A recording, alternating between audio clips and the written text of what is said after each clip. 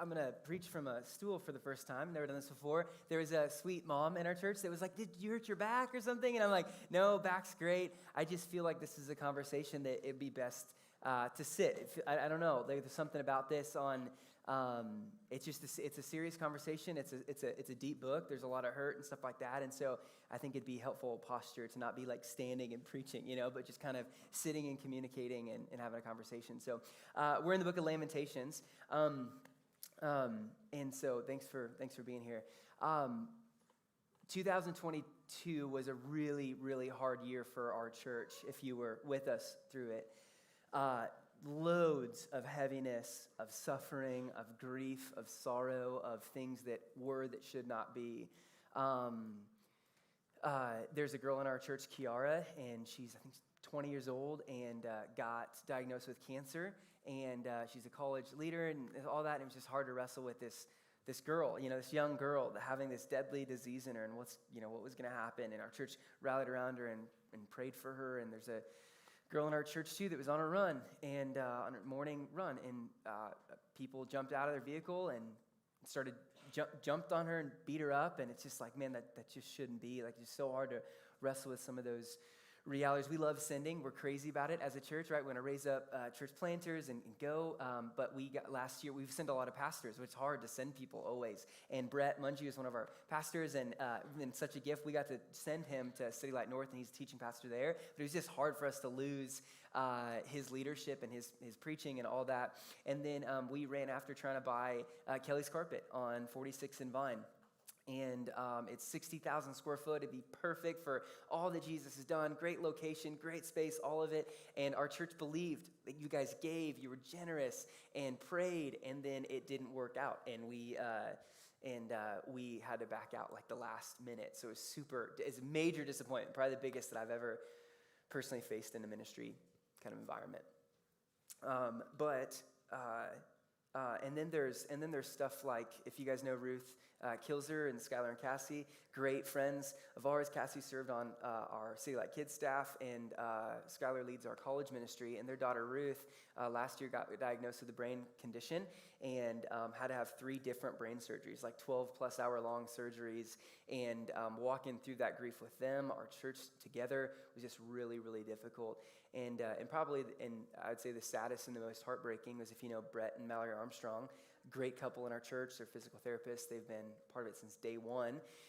Huge gifts in a million different ways. And they had their daughter, Livy, and she went to go be with Jesus. And it's hard to wrestle with the loss of a little girl, So all that to be said, this year's been extremely difficult, right? There's been so many things that have happened, and I found myself in the midst of this year going, I don't know what to say, and I don't know what to do.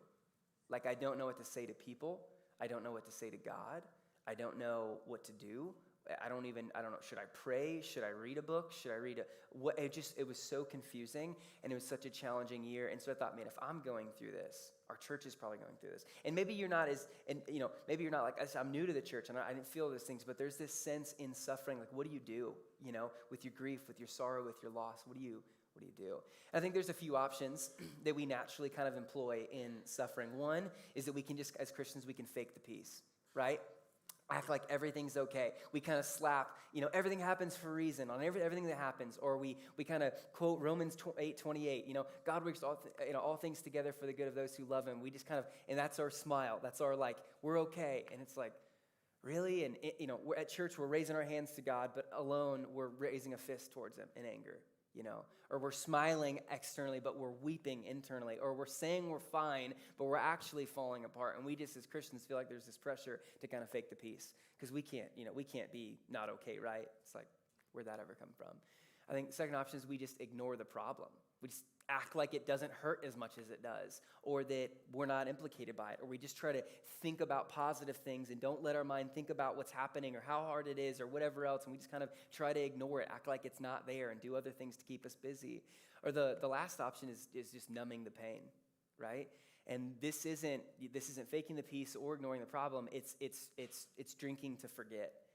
It's shopping to help fill that pain or whatever and substitute for something else. It's traveling to feel better. It's binge watching something be able to not let our brain sink into that spot where we're thinking about it again. And last year, I saw myself do all of those things.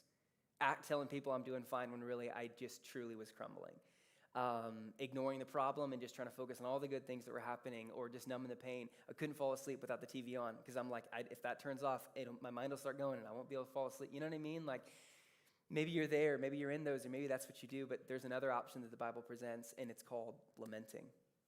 Learning as a Christian to live with loss, to face our grief and our sorrow and our pain and our suffering and our questions head on, And you get an invitation to be real, just to be clear, like with God. As Bob Walls once said, you can beat on the chest of God. Like, that's the kind of intimate relationship Jesus purchased for you on the cross. And so this book teaches us how to do that, unlike, I would say, any other book in the Bible.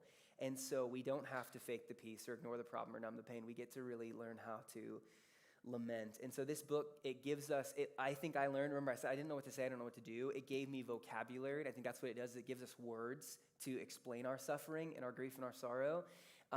This word gives us permission to wrestle with the wrongs that have been done, either to us or through us or around us. This book invites us to go to God with raw emotion and real questions in a rough draft prayer, right? It's just how it is. And so suffering is an unavoidable part of the Christian life. We don't get a free pass from it, right? We're all subject to it. And so God never promises that he would insulate us from suffering, but he does have something to say about our suffering, and in our suffering, and through our suffering. And so that's what I'm hoping to draw out from today. To give context on this book, Lamentations, some of the guys were asking, where is this? It's after Jeremiah, before Ezekiel, somewhere in there. It's a small 5-chapter little book. But we're going to scan the whole book this morning. But to give some context, as you track through Israel's history, God's people, there's one predominant peak and there's one predominant valley. The peak is the Exodus. It's when, they were enslaved in Egypt. They were hurting. They were worked thin to the bone, all of that. God hates his people in slavery, so he miraculously sends plagues, and Pharaoh frees up his labor. All the Israelites, probably maybe millions, and they go out, and the army chases them. They cross the Red Sea on dry ground. They're like, peace. And then God closes the water, the Red Sea, on the Egyptian army. They're washed away forever. And then it's like, hey, remember the promised land I promised to Abraham? You guys can get it. Go ahead. And then they're all afraid. They think, their walls are too big and the people are too big, so we can't go. God's like, okay, well, if you don't trust me, then you're going to have to wander in the wilderness for 40 years. The older generation of leaders is going to die. The younger generation can inhabit that new promised land that I've said I want to give you, but you're not taking. And then after 40 years in the wilderness, they finally get to go into the promised land. They cross the Jordan River, and in that space, God gives them, and you can read it for yourself in the book of Joshua, victory after victory after victory, territory after territory, city after city becomes theirs. They win all these battles. They take all the ground, all the land that God promised to them. They're in this land of milk and honey. It's beautiful. It's amazing. They build a temple. They establish kingdoms. Like it's a great, beautiful moment in their history. It's the highlight. It's a peak. It's a mountain. And then they rebel. And they sin against God, and they worship other gods, and they turn their life. And Josh talked about this last week in Jeremiah. And they look no different from all the rest of the culture, and they've blended in. And God says, I told you that if you wouldn't be faithful, I would take all this away, and I'll take my hand of protection off. And so he does. Remember, that was the peak. We're in the land of milk and honey. We got the promised land that God promised back to Abraham. And he takes his hand off because of their disobedience, and enemies invade, and they get taken into exile into Babylon. And they're there for 70 years. And remember, so again, peak Exodus, valley exile. Like, that's what's happening in this story. And so this book, Lamentations, is written at the bare bottom of Israel's history. They had it all, and they lost it all. They had the promised land. They were kings. Now they're slaves in Babylonian captivity. Does that make sense? So that's where this book is coming from. That's where these words are coming from. Now, Tish read scripture, and we had those couple, the steadfast love of the Lord. And anybody ever quotes Lamentations, they always go chapter 3, his mercies are new every morning. There's literally 100+ more verses, and none of them are bright like that. Like, this is the only shimmer of light in the whole book. Okay, so, but it's helpful to know this is what lament is. It's getting honest. with God in that sense. So we're going to look at two things. Like I said, I don't think we have language for suffering, and so we're going to talk about the language of lament. What do we say? What are words that we can grab onto to explain our sorrow or our suffering? And then second, we're going to learn how to lament. Like, how do we actually do that? And the book informs us to that too. Sound good? So first thing that we see in the book of Lamentations is the language is being helpless. I am helpless. And so we'll have all the verses up to you. You can track through. Like I said, it's only 5 verses or chapters, so you can kind of zoom back and forth if you want, but it'll be on the screen too. So Lamentations 3:7 says, "He has walled me about so that I cannot escape. He has made my chains heavy. Though I call and cry for help, he shuts out my prayer." Lamentations 4:12 says, "The kings of the earth didn't believe, nor any of the inhabitants of the world, that foe or enemy could enter the gates of Jerusalem." Did you hear that? He's explaining this sense of helplessness. Hey, it feels like God is so walled me into this suffering that I can't escape it. I can't get away from it. I'm helpless. And then he goes on to say, and all the kings of all the world, and everybody in the world, they knew there's no way to break into the gates of Jerusalem. That's how strong and fortified they were. If anyone could help themselves, it was Jerusalem in this season. And yet they crumble, and now they're in captivity. So it's this picture of helplessness. I can't control it. I can't work it. I can't make it. I had great walls. They all tore down. I don't have any sense of control. I'm helpless. Now, I've got a lot of struggles, and if you've listened to my preaching, try to be honest about what I've struggled with or whatever. But through my life, I don't think I'd ever struggled with anxiety. That was never a thing that was plaguing in me until January 17th, 2017, when a little girl named Gracie that's back there was born. And I love you, Gracie, but you caused Dad a lot of anxiety. But it was like this precious, beautiful little thing. And it felt like I had something really to worry about, you know? And I remember, like, my wife is like a master swaddler. I'm like, did you take a swaddling class, like in college or something? But she was so good. It was so tight. I'm like, is she okay? She's like, yeah, she's fine. But every night, I would literally, and it wasn't just the swaddling, it was just in general, and all of it. But we were sleeping, and I would literally lean over my wife, because Gracie was in the bassinet on the side, and I would just peek over and try to look at, just to make sure I could see her belly going up like she was breathing, you know? I'm like, okay, and I'd lay back down, and 30 minutes later, and I'd just put my ear right next to her. I couldn't see it, you know? I'm like, okay, she's fine. This is before the owlet phases, you know? I'm like, dang, those things would have been amazing. But all that to be said, I just felt so anxious. And then we have my son Haddon, and that brought a whole new dose of anxiety, because he has a lot of health stuff. He had an autoimmune thing, and he's been in the hospital, and all these different things. And I'm like, man, I'm just worried about him. And then we have my daughter Eden, and it was even more worry, and even more anxiety, and even more opportunity. And I'm like, and I've tried to think about this. I don't think I'm anxious about anything else in life, and there's plenty I could be anxious about. I'm only anxious about my kids' health. Why? And I think my conclusion is it's because I don't have any control over their health. So track with me on this. Now, I know I don't have any control over all these other things. Anything could happen. But there is some sense of perceived reality. If I'm unhealthy, if the doctor's like, hey, your cholesterol's high, I can start eating Cheerios or something. I think that's advertised like low cholesterol, something like that. But, you know, I can eat healthier. I can work out. If my marriage is in a hard season, I can go to counseling. If I feel lonely, I can call my friends to hang out. If my budget's a mess, I can rework it. I can cut back spending. Like, there's so many things in life that I can kind of, in some ways, control. But I can't control my kids' health. I can't control if they have some type of condition or something happens to them. And I think that in that sense, where there's one thing that very obviously I don't have control in, and in other words, I'm helpless about, anxiety comes. And I don't like it. And I'm sure you feel the same way. Maybe it's kids, maybe it's something different, but there is this pervasive reality where I don't like being helpless. And there's moments when, you know, my son was in the hospital for about a week with RSV and pneumonia and all this other stuff, and on oxygen, all this. And I remember feeling completely helpless. I couldn't pray it away. I couldn't speed it up. I couldn't make him feel better. I couldn't do anything for him other than just wait and watch him suffer. And I hated that, being helpless. And so that's the first kind of language for lament. And there's a couple things we need to realize about suffering and helplessness. One is you can't eliminate suffering. You can't. We can work as hard as we want. We cannot eliminate it. We are in a broken world, and sin has broken relationships and our bodies and all those things. Like, we're going to live in suffering. And so Christians don't get a free pass. Our King suffered, so will we, right? You're subject to it. And number two, you can't escape suffering. Like, you might go, okay, I can't eliminate it, but maybe I can plan well enough or save well enough or work hard enough or be whatever to avoid you can't escape it either. It's chasing down all of us. And number 3, you can't expedite suffering. You can't speed it up. That's one of the worst parts of like, okay, this is hard, but can we just get it over with? No, it's long, it's slow, and we just have to learn to live in it and with it, right? So the first thing is I feel helpless. I'm helpless. The second one is hopeless. I feel hopeless. Now, a couple verses, chapter 2, verse 13 says, "For your ruin is as vast as the sea. Who can heal you?" By the way, it doesn't say God can right after that verse.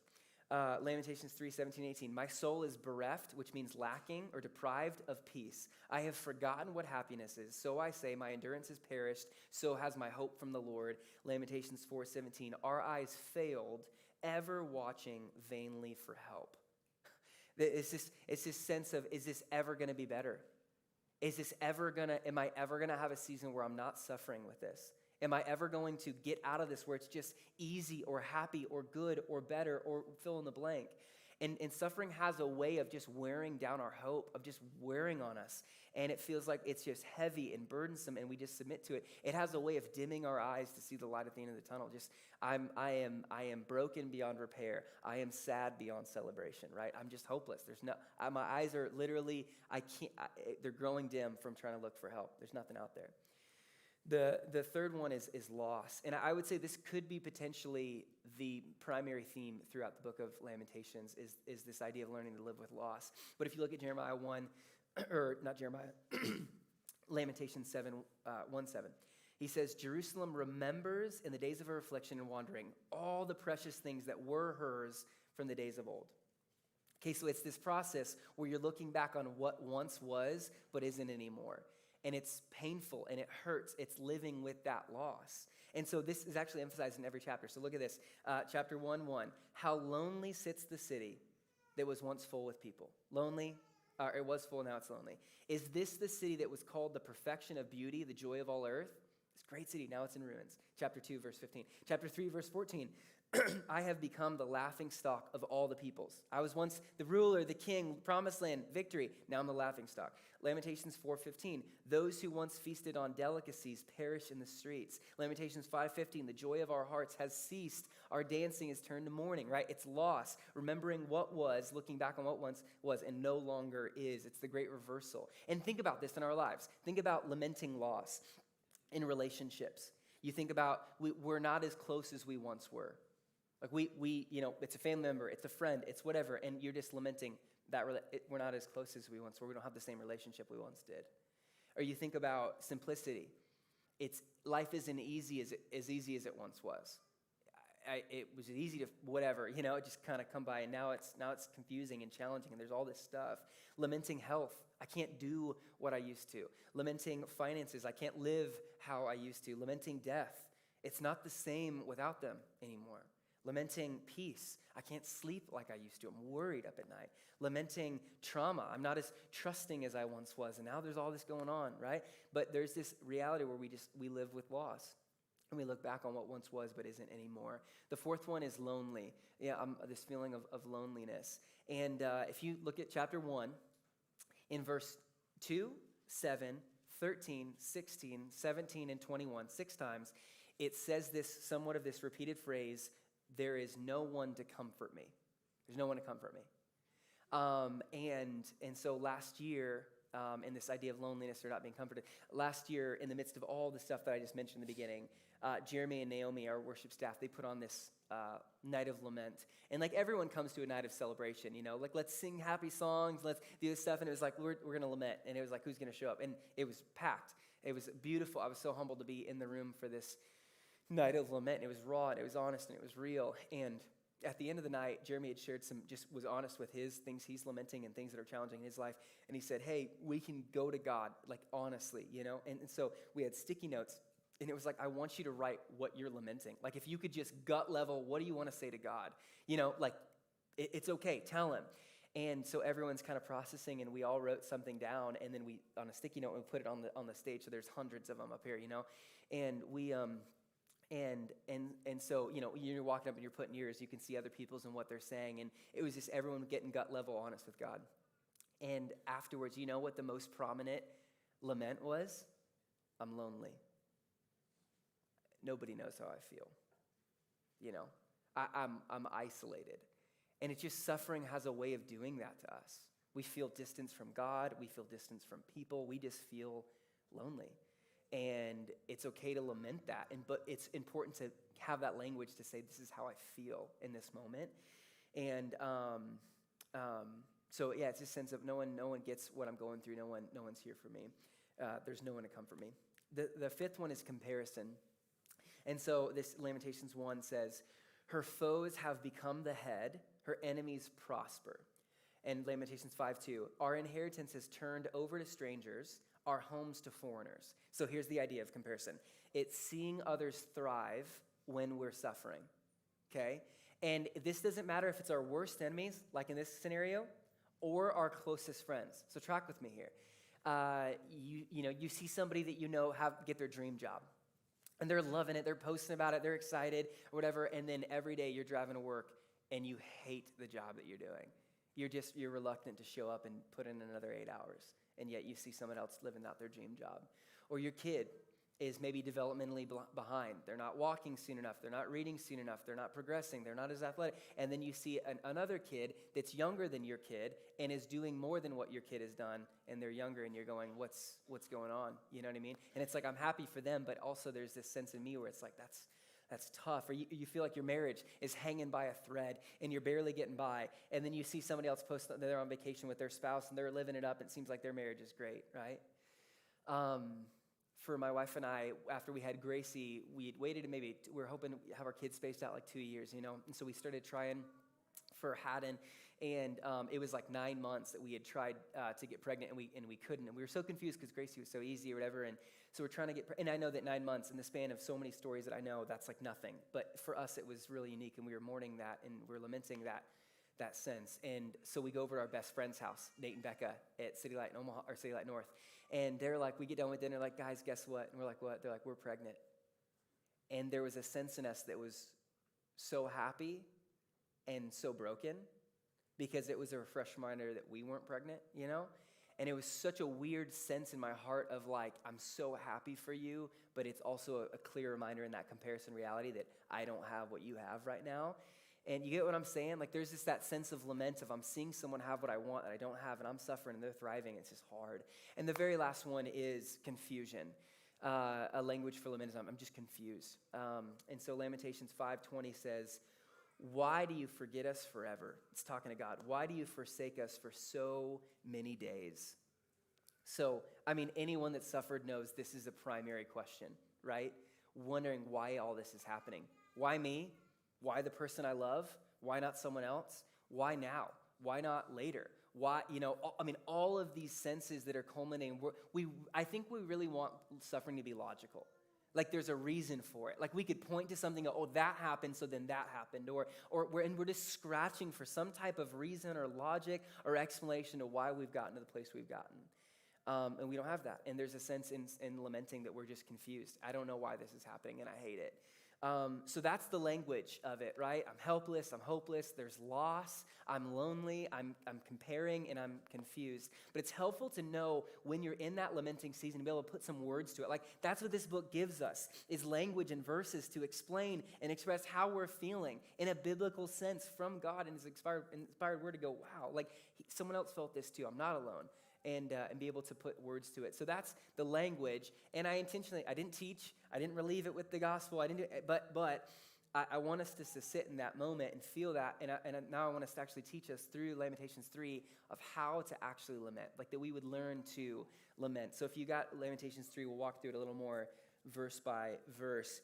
But I want to read, first thing is in verses 16 through 18. This is chapter 3. It says, he has made my teeth grind on gravel and made me cower in ashes. My soul is bereft of peace.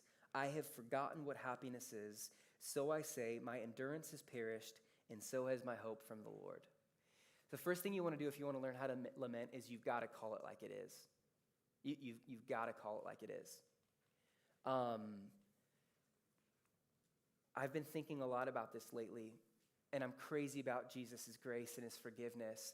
But I think that it's like his gospel isn't just that he forgives us and that we get into heaven.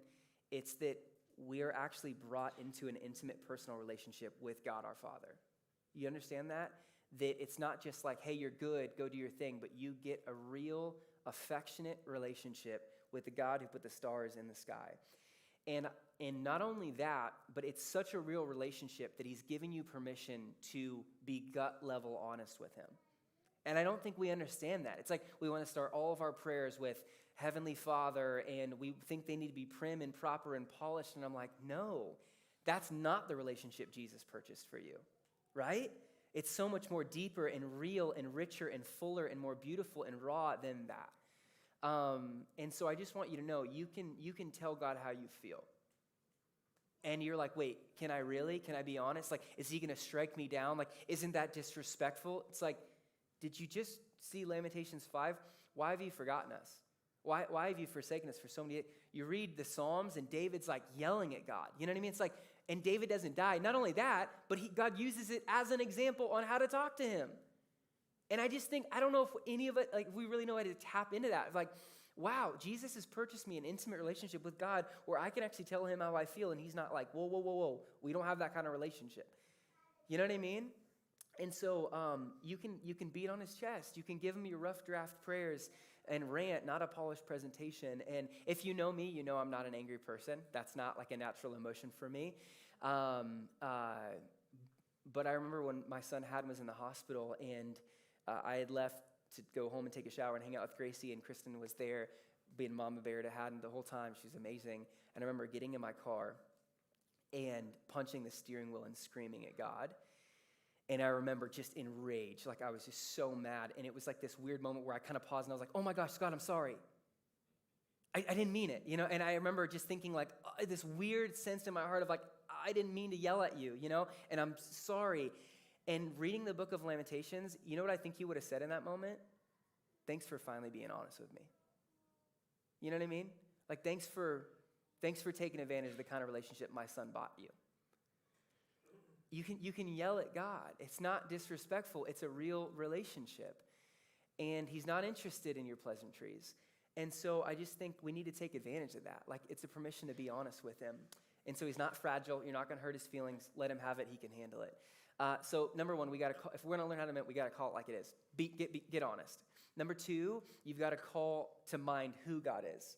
Okay, you got to call to mind who God is. So that's what he does. He finishes it. He goes, verse 19, he says, remember my affliction and my wanderings, the wormwood and gall. My soul continually remembers it and is bowed down within me. So this is what I'm remembering, all the bad stuff. Verse 21, but this I call to mind, or this I remember, and therefore I have hope. The steadfast love of the Lord never ceases. His mercies never come to an end. They're new every morning. Great is your faithfulness. The Lord is my portion, says my soul. Therefore I will have hope in him.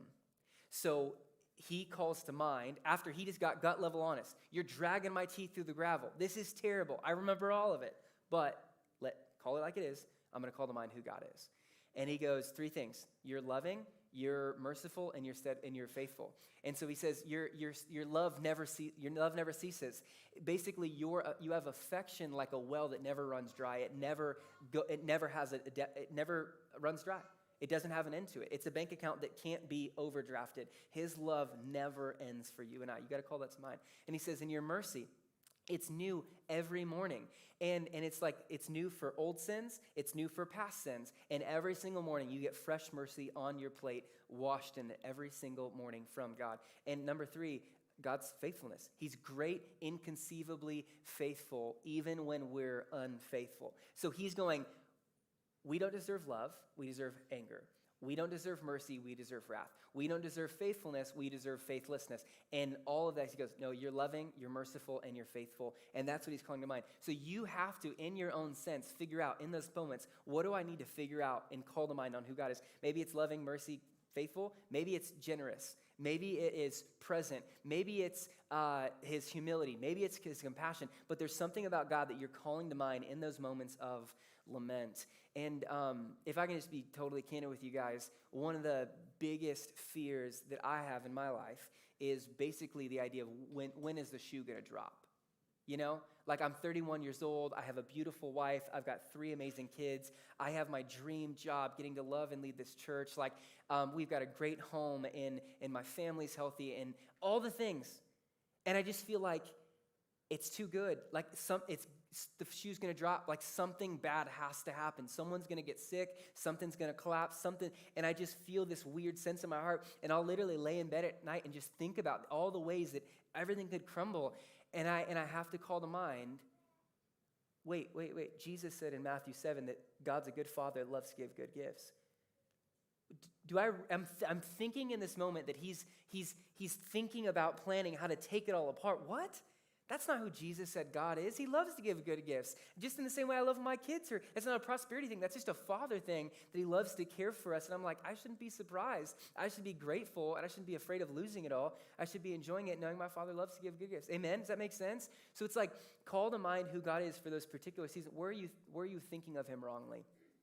So you got to call it like it is. You got to call call to mind who God is. And the last thing that he shows us is you've got to call on God for help. You've got to just literally ask him. You got to call on God for help. So he continues in verse 55 in chapter 3, and he says, I called on your name, O Lord, from the depths of the pit. You heard my plea. Do not close your ear to my cry for help. You came near when I called you. You said, do not fear. You've taken up my cause, O Lord. You've redeemed my life. And so we just got to call on God. So I'm going to tell you like it is. I'm going to remember who you are, and then I'm going to ask for your help. And so I was thinking help on four things for help. What could you ask? Number one, help to believe who God really is. So you might be a pro at having you could have a little cute list on your phone of when I'm suffering, who is God? When I'm afraid, who is God? But that doesn't transfer always from here to here, does it? And so you're asking God, help me believe the things that I'm calling to mind. I can say it. I want help to believe it. And then you're asking him, help me believe what I know to be true about you. Number two is help to bring you near when you feel far off. Okay? It's like James 4. If you draw near to God, he'll draw near to you. There's this sense of saying suffering has a way to push us, to make us feel lonely, a pervasive sense. And it's just asking God, I know suffering is going to push me from you, from everyone else. Bring me near. Let me feel your nearness in this moment. Number three, help to become more like him through this. Okay, so Romans 8:28, everyone loves to quote that God works all things together for the good of those who love him, right? And we go, oh, that means that I had a breakup, but I'm going to get a better significant other, or I lost my job, but I'm going to get a better job. That's not what it means. No one knows verse 29 or quotes it that says his will is that we would be predestined to be conformed to the image of his son. So the whole reality of verse 28, the good that he's working through everything is that he is making us more like Jesus. That's what verse 29 is saying, those together in the context. So you're asking through a suffering, I hate this, but God, don't let it go to waste. Make me more like you through this thing that I'm experiencing and suffering, right? And I had all B's, so I kind of had to work this one a little bit. The last one is help to buoy through the storm, right? Help to buoy. But this is an idea. Mentor of mine, Gavin Johnson, told me this last year he called the midst of all this stuff. And he said, man, I feel like God has given you a gospel buoyancy.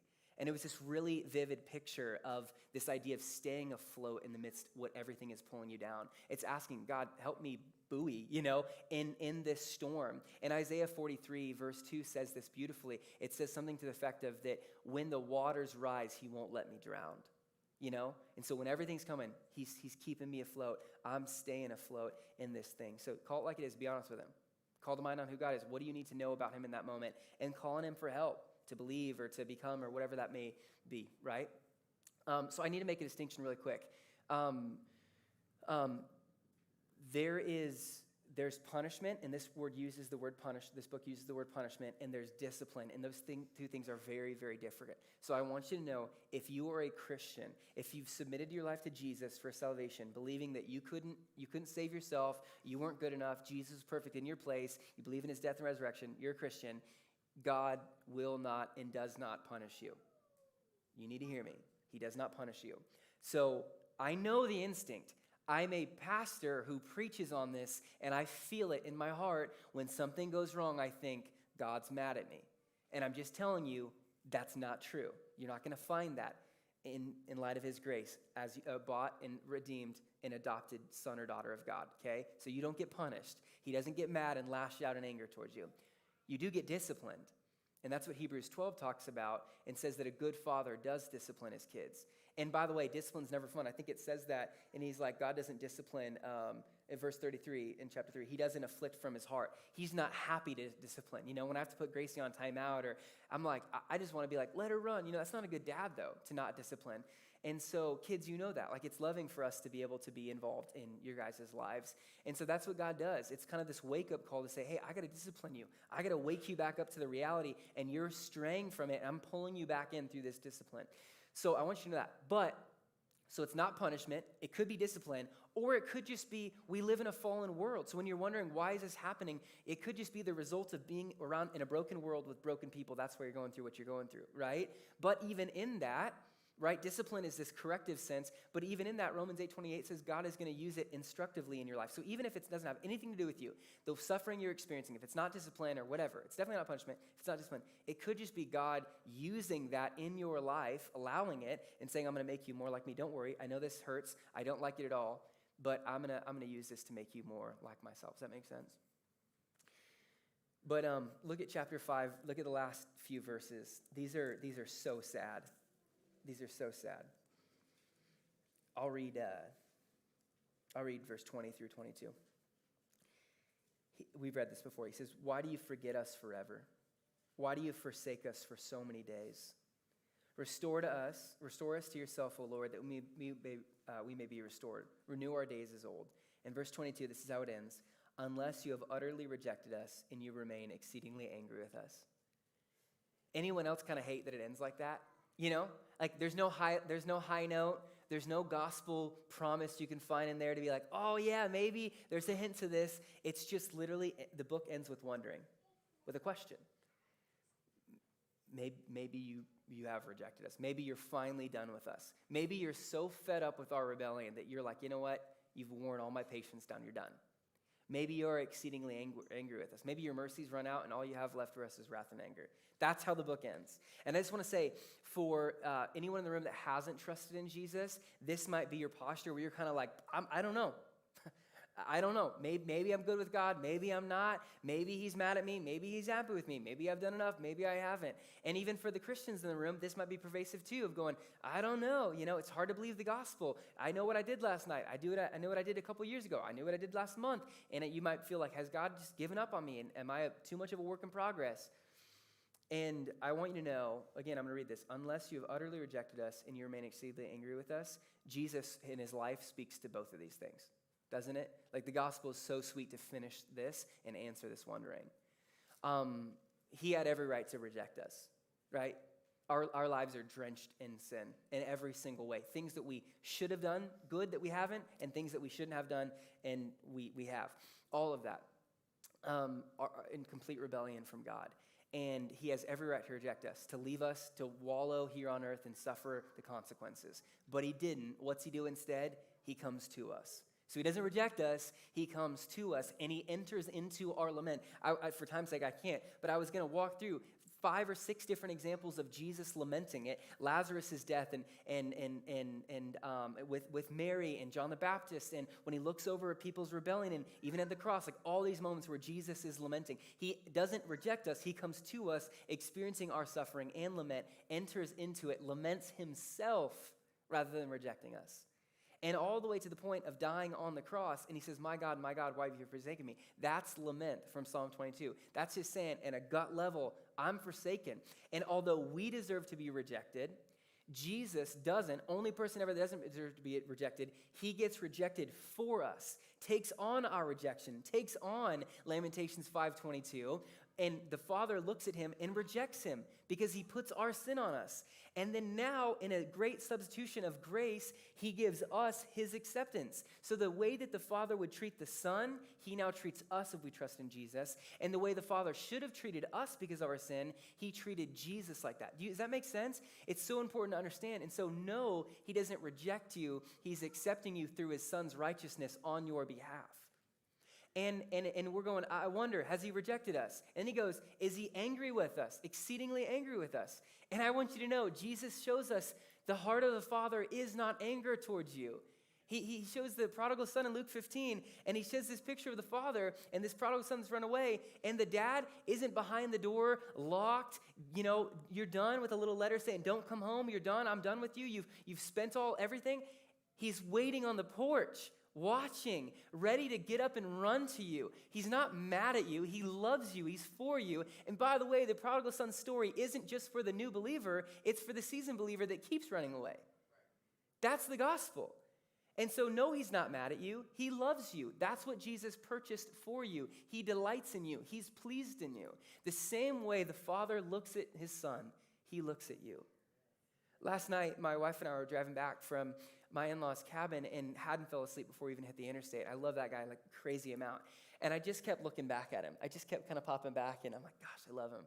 I kept doing it, and I was thinking about this sermon. I just thought, man, it's crazy that that's the way the Father feels about me. That's the way it feels about you, that he would turn his head around and look at you and go, man, I love her, and I love him. So has he rejected us? No. You're accepted through Jesus. Is he mad at you? No. He delights in you because of Jesus. That's the gospel hope that we have.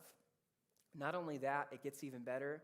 In the midst of all our lament that we need to learn how to live with for the rest of our lives, there will come a day that Jesus will put an end to our lament.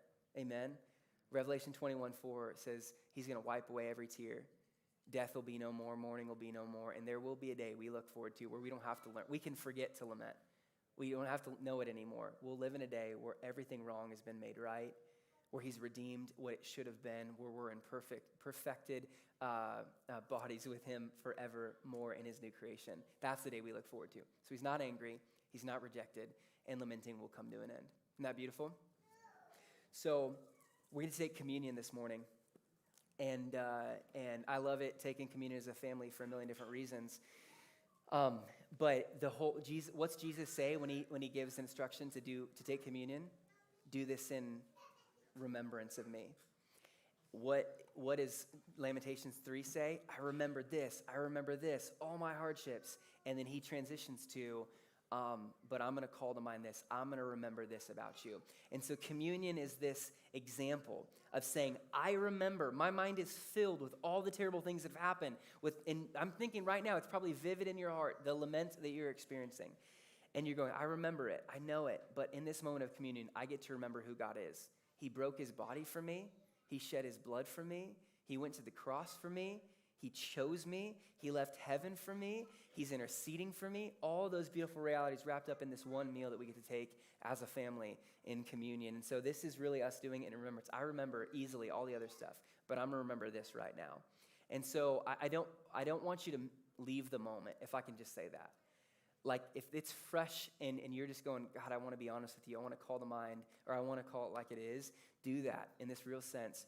But call to mind who he is in that and ask him for help in the midst of this thing. And even you take communion going, oh God, it's hard for me to actually believe that you shed your blood for me, but I'm going to ask you to help me in this moment. And so by way of instruction, we'll walk down the aisle. You can go in the center thing, and people will be up here to serve communion, and we'll break bread. And then we'll break the bread, give it to you, and you can dip it in the juice. Again, the bread represents his body, the juice represents his blood, in remembering what he's done. And if you're not a believer, if you haven't trusted in Jesus, this is a meal just for believers, because this is obviously remembering what we believe he did for us. It wouldn't make any difference. It wouldn't make sense for you to take that. If you haven't trusted in Jesus, I just want to plead with you. Would you take this moment to consider why not? What's holding you back? It doesn't have to be this glamorous thing, this big, huge thing. It's just in your space, submitting in the best way you know how. I've sinned, I've broken your command, I trust you, and I want to follow you for the rest of my life. And would you come? And maybe even this time, take communion for the first time if you're ready to give your life to him in that way. So yeah, let's remember what he's done. I'm gonna go to pray, but I want to give a couple moments of silence for you guys just to reflect, and then I'll pray, and then we'll take communion together.